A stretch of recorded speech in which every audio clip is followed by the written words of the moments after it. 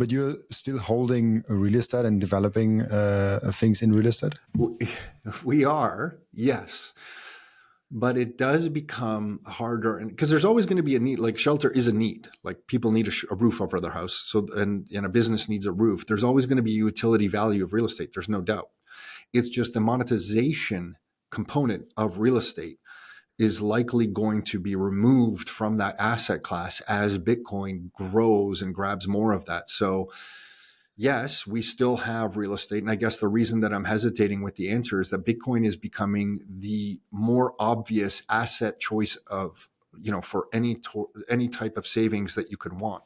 Like real estate was the savings. It was almost like we would tell people, when you go to an ATM or a bank machine and there's like a checking button, in North America anyway, there was a checking button, a savings button. You might as well have replaced the savings button with the picture of a house, because all Canadians started buying real estate as their savings. And that was the way. And no Canadians really wanted to. None of our clients really wanted to buy real. Nobody wants to become a landlord. You're forced into it. And now with Bitcoin, it's like, wow, there's this other option. And the difficulty becomes with most people that they don't have enough knowledge to fully understand what Bitcoin is. So it's not like there is a stampede out of the real estate gates, but more and more of our clients are adding Bitcoin to their lives.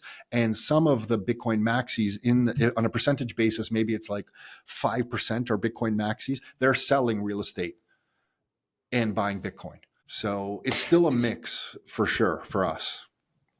I'm asking because I see more and more real estate people, especially those who come on my show, smaller bubble, that just go ahead and sell real estate. And they all tell me, oh, I still have real estate, not because I want it, just because it takes a long time to get rid of all of it. Yeah, and that's the case with us too. Like with myself and my brother, some of our properties are inside corporations in Canada, and there's certain tax things that we have to deal with.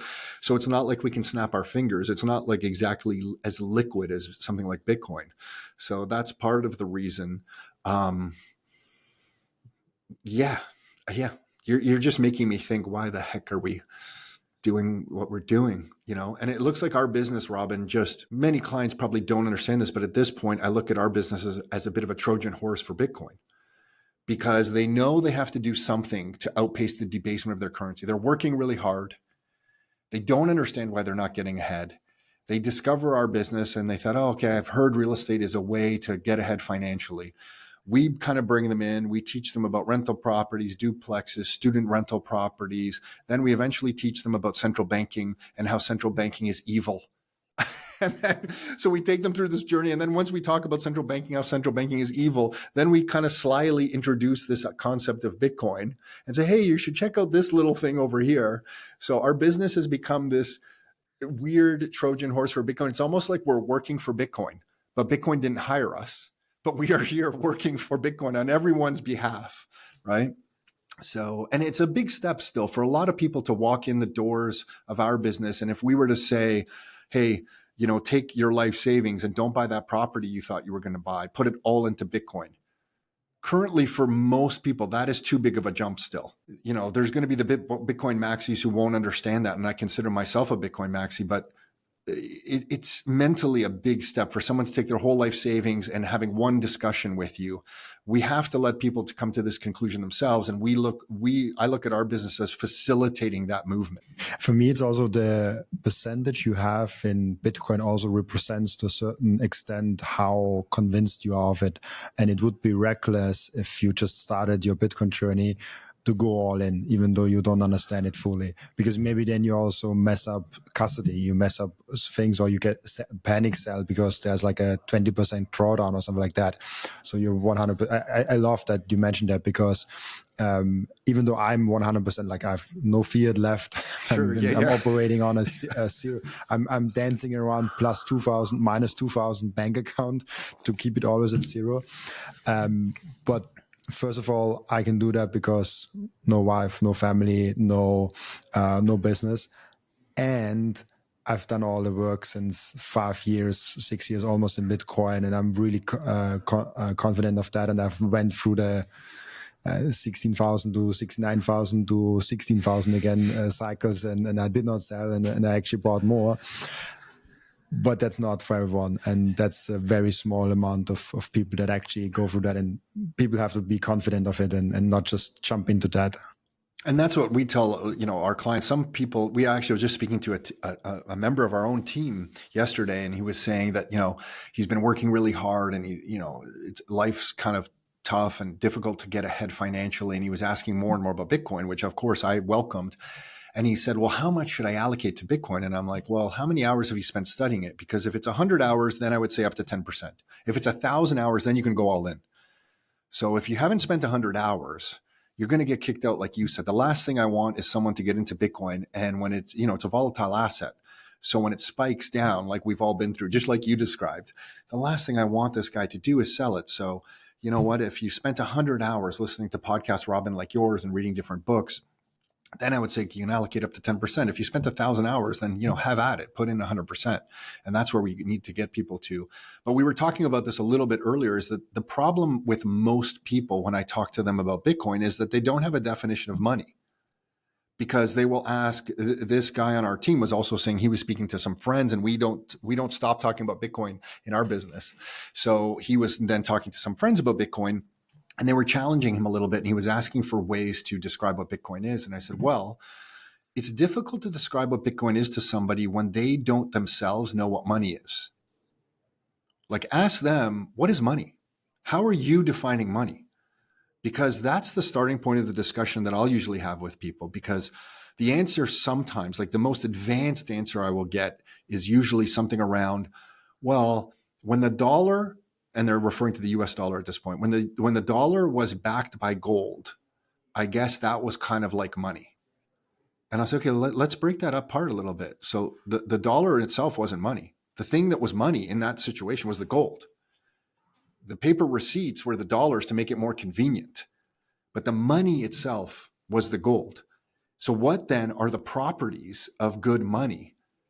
And if I can get them to somehow start thinking about the properties of good money, then I can start comparing Bitcoin and showing them the properties of Bitcoin against the properties of gold.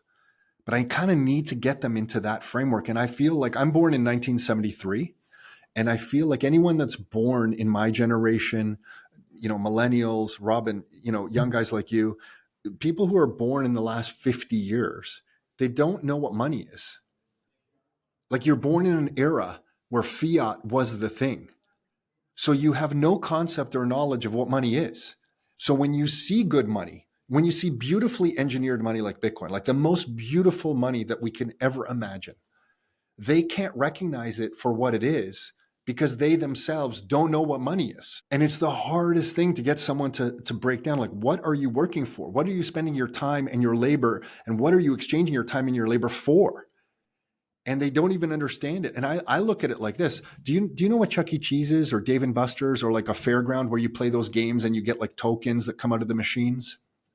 You familiar with that kind of concept? In North America, there's like Chuck E. Cheese or Dave & Buster's. You go and play video games and like you roll balls, you throw the basketball. And if you do well at it, you get like tickets or virtual tokens. And I look at the economy today as that people are spending all this time. They're spending their whole days working for these tokens. And then when you cash out at these places, Robin, just so you know, you go to this little kiosk where you can like take your tokens and get stuff. But you literally play these games all day. You're sweaty, you're exhausted, and you go to cash out. And for all the effort that you put in, you can usually get like a pencil. You know what I mean? Like, that's your grand prize. You spend it all day and then you get a pencil, and that was the reward. And I feel like that's how the economy is today, that everyone's working, driving to work, hustling, working hard, trying to produce for their family, but they're earning these things that are worthless. And when they try to go buy stuff with these tokens, these fiat dollars they're working for, they can barely buy the steaks for the barbecue. They can barely pay rent. They can't buy a house. And there's those of us who understand what money is, standing on the outside, just like you're standing on the outside of the fairground with the real money and looking at all the people play. And when they cash out of the fairground, they don't really have that much real money. And I look at the economy today and thinking, oh, these people who are playing in the fiat world exclusively, when they cash out, they can't get that much real money. And you're just standing over here on the sidelines kind of saying like, hey guys, like, there's this real money over here.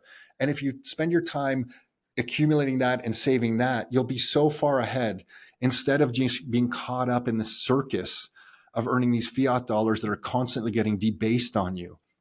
It would be like going to Dave and Buster's thinking that you're going to get, 10,000 tokens so that you can get the skateboard. And then right before you go to get the skateboard, they debase the value of the tokens. And, you thought you can get the skateboard, but the skateboard's now 20,000 tokens. It's just ridiculous that, this is where people are stuck, and it's no fault of their own, but it's unfortunate that that's the state of things.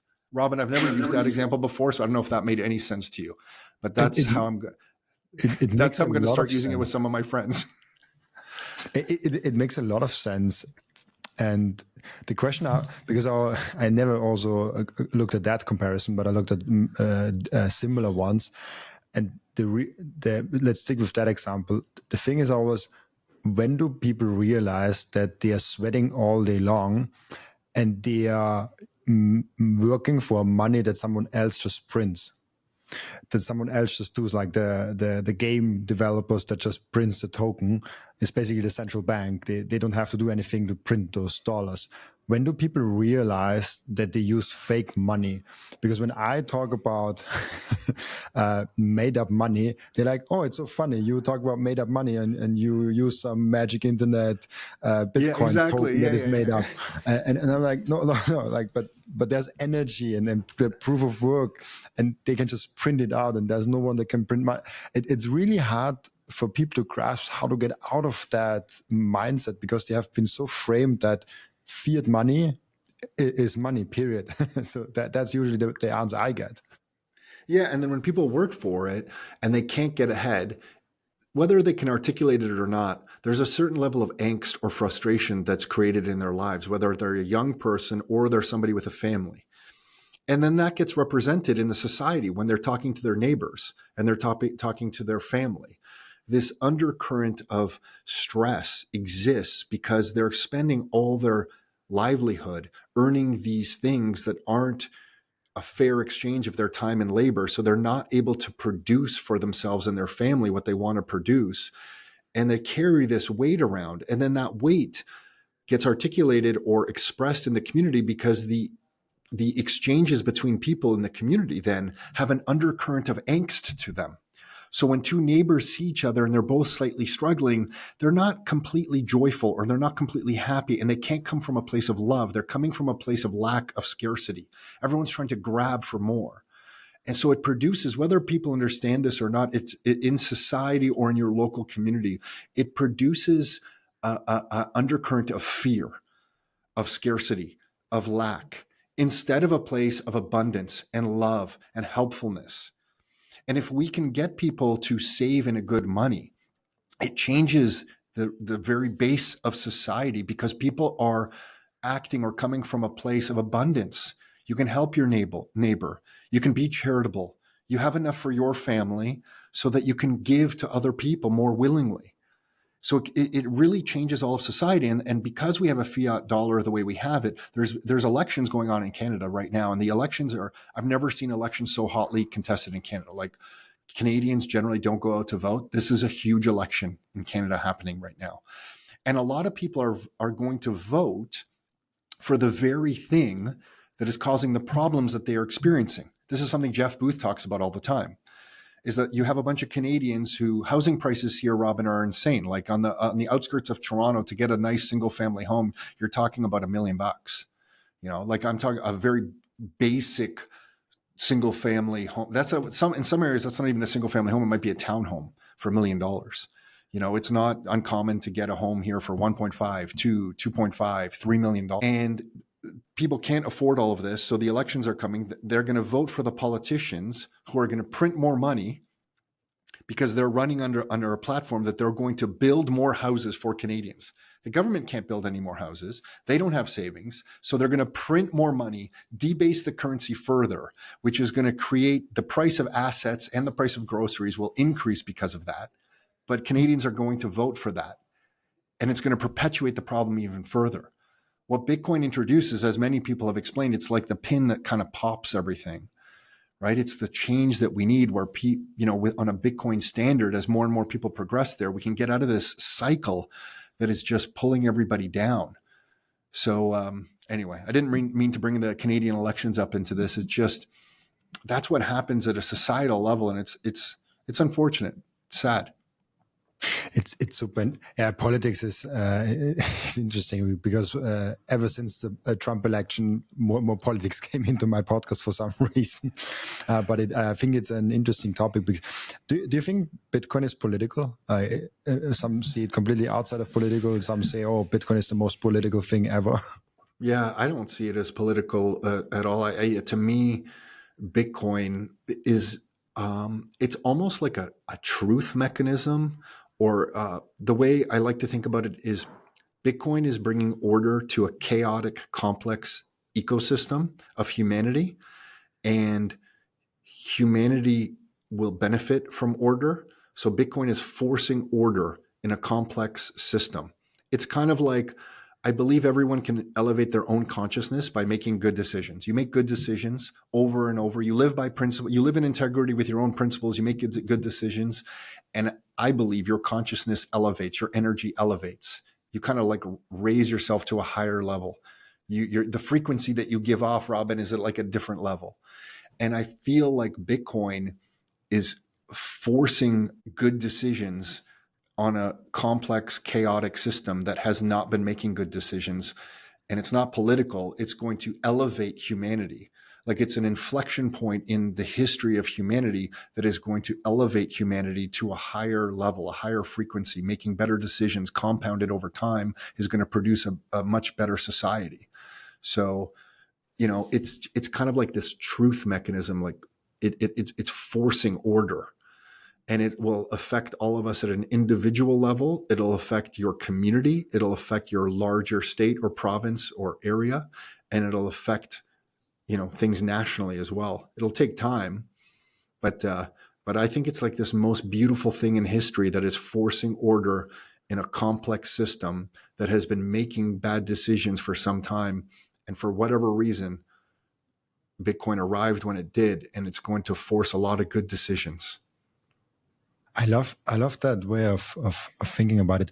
Do you see fiat as a soft and modern form of slavery? Oh yeah, yeah. I think yes, because I think what fiat has done is removed property rights from us. So for example, like when money was real, and the last round of real money might have been gold, when you could custody the gold yourself in your pocket, which nobody does anymore, or very few, you that was yours. You owned that property.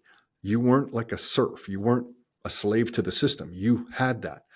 What property do we have right now? Like, if I tell people all the time, my friends who have stocks, I'm like, well, if the banking system has a problem and the bank shut down for 5 days, are you going to get your Apple stocks or your Google stocks? Like, do you even get the shares of those companies, or do you just have ownership as digits on a screen? Like, if the bank closes down, what property rights do you have? In real estate, what property rights do you really have? Any real estate investor wouldn't be honest unless they admitted you have to pay your property taxes all the time.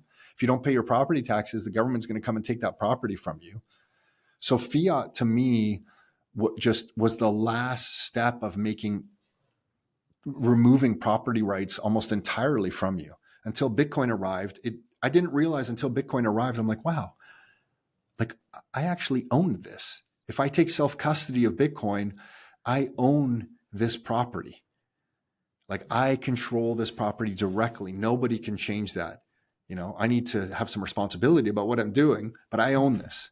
Fiat is like ultimate slavery to me. It's like removed money. I exchange my time and my labor for money, but I don't own the money.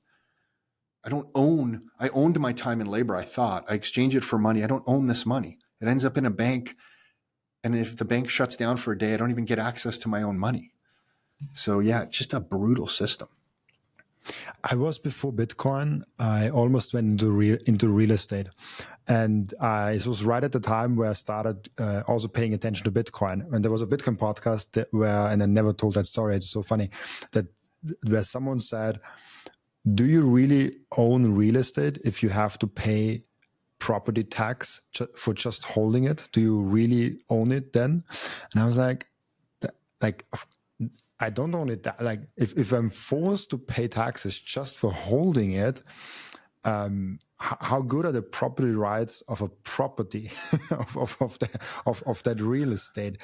And it opened my eyes, and Bitcoin actually I don't want to say it like that, but saved me from real estate. No, you could say it like that. Otherwise, I probably would have been into real estate.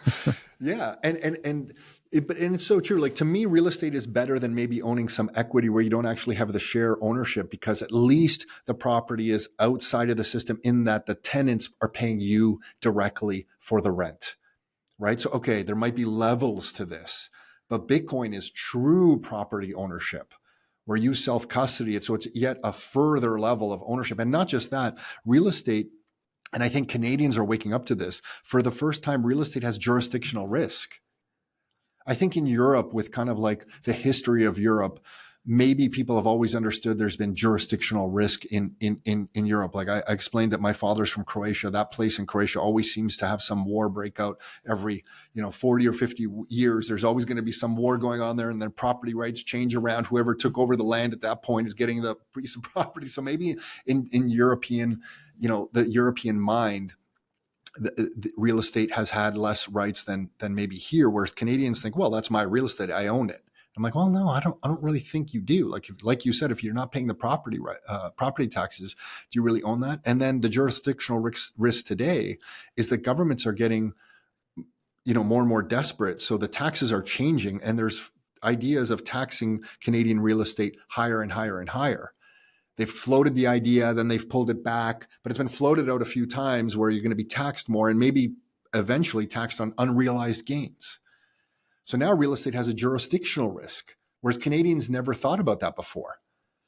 And I think the reason that you never really even considered that a risk is because there was no alternative. Canadians, we can't open up US bank accounts very easily, not as a person. It's not easy to open a US bank account. So you're kind of locked into the Canadian system. And the Canadian system has been relatively good compared to the rest of the world. But now, with the existence of a Bitcoin that is global, that you can move around, you can custody it yourself, you kind of have something to compare the real estate to. And it kind of shows a lot of the flaws that exist in real estate, whether real estate people want to admit it or not. All the positives that real estate had kind of still exist, but they're maybe not quite as great anymore when something like Bitcoin exists.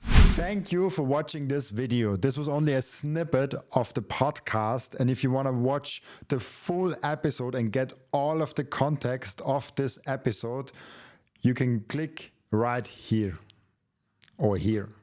Oh, maybe also here.